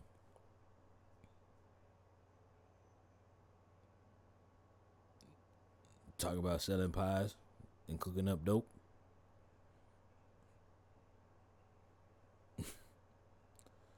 Hey, that shit makes sense. I ain't never done that shit a day in my life, but I'ma rap about it. Listen, it's cool because a lot of you little goofy niggas do that shit, but I'm not doing that shit. Like, you know what I mean? Like, if that shit doesn't apply to my actual personal life, I'm not doing it.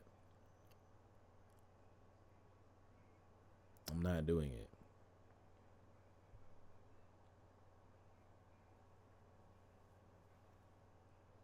Which is also the whole reason of why also somebody like Fashion is my goat.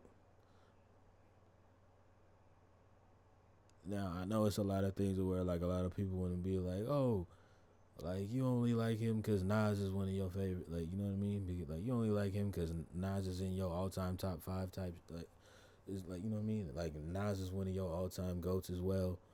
Um, and back in the day, he used to rap like, okay, so for the same reasons of why I like Nas, is the same reasons of why I like Fash.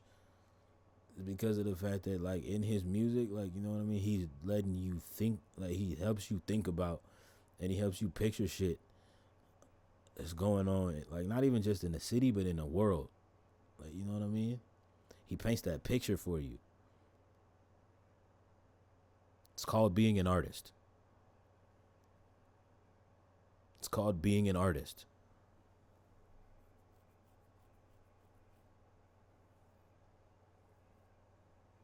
It's called being a fucking artist. Shit is so weird to me that like y'all niggas like want to sit here and like make that a thing, bro. It's just like it's like yeah, cause I like it's like yeah, I like him because of the fact that he's a full blown artist that just so happens to rap. It's a difference with you niggas. Like it's a difference between you niggas, and that's the conversation that I'm really talking about, and that's why the both of these two are my goats because of the fact that they show you the difference of between being an artist and being a rapper.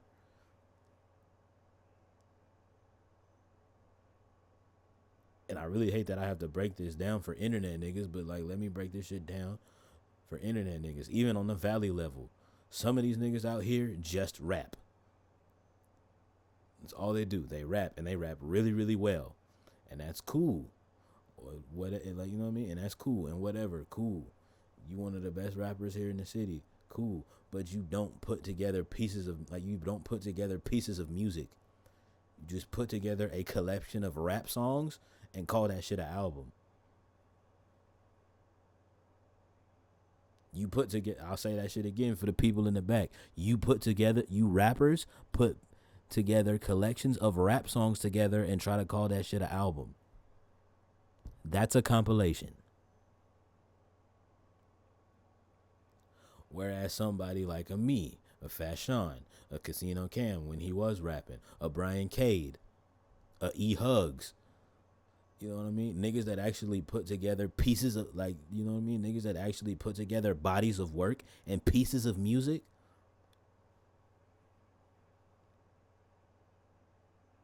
Yeah, it's a difference. It's levels to these bezels, my boy. We all know you niggas have bars, but can you niggas write songs?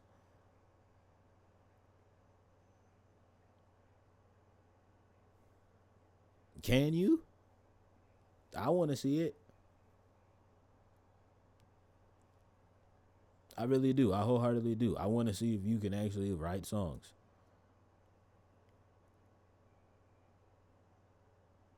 Because it's that thing of where it's just like it's that same narrative of where a lot of my friends, um, a lot of my hip hop friends that I have, we were having that conversation of where like a lot of dudes were where it's just like, bro, like I'm gonna keep it a stack. Like battle rappers can just like can't make good music.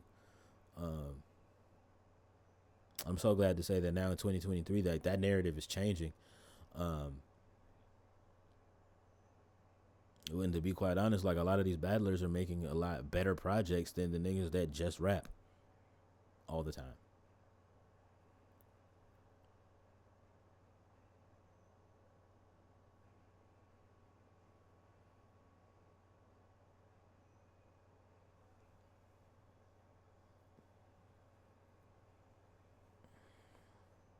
It's the whole thing of like it's that whole thing of where it's just like yeah, it's that whole thing for me, bro, because it's that thing of where it's just like somebody like a collective like the Spillage Village, and if you guys are not familiar with who the Spillage Village is, that's the collection of Black or Six Lack to some of you guys that like read that shit, how it's phonetically spelled, like how it looks. It's the collection of Black, Earth Gang, JID, Mariba,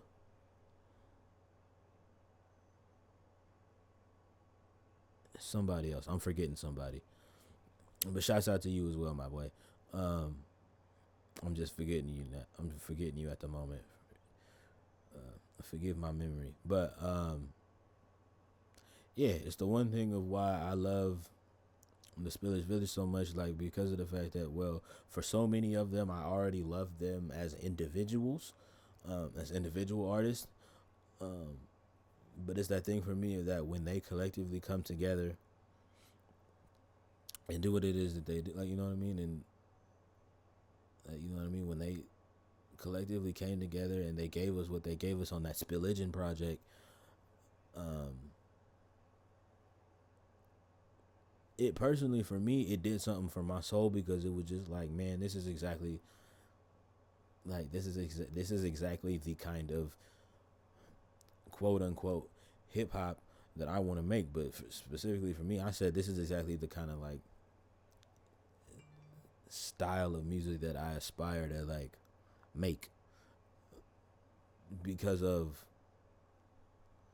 yeah type shit because of the fact of where's that thing of where a lot of y'all who are not familiar with my projects, but for those of y'all that are, um, I will like you know what I mean. Like I may rap super duper like the East Coast like influenced on one. Like you know what I mean. Like I may have one song on my album that sounds like something that should go on a Griselda project, and then the next song is a fucking the fucking R&B like is a fucking like R&B pop record, and then the next record is, um, you know, And the next song might be a fucking dance hall record, depending on what time of year the you know what I mean. Depending on what time of year the project comes out, it might be like a dance hall or Afrobeat record. Um, and then the next song might be a fucking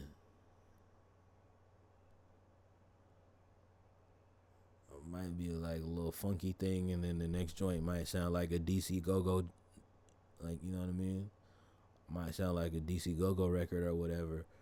Um, but that's because of the fact that that comes from one of my biggest influences, and I'm gonna just say that, like, you know what I mean, one of my biggest influences and musical mentors. Um, shout out to the OG Jared Elston. Um, I remember when we were coming up in the game, uh, me and my big sister Case, you know.